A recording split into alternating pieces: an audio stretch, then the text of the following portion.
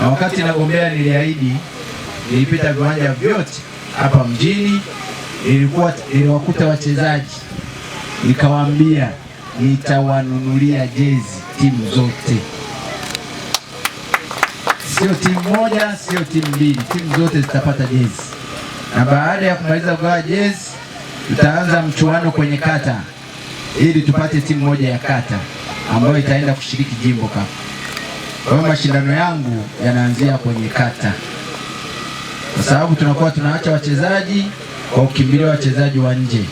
Kwanza tutumie cha kwetu kabla tujaenda nje.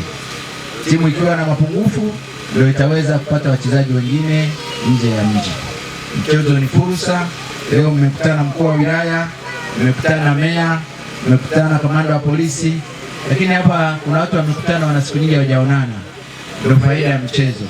Sana tudumishe michezo, tudumishe amani katika wilaya yetu na mambo yote yaende vizuri.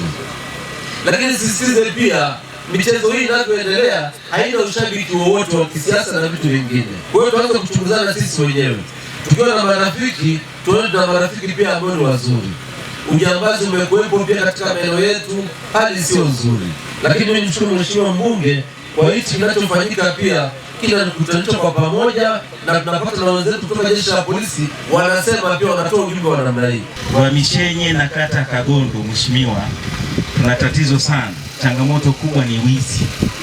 Wizi ni mwingi sana, lakini makosa pia mmomonyoko wa maadili, makosa ya kubaka na kulawiti yameshamiri sana, hasa kata ya Mishenye.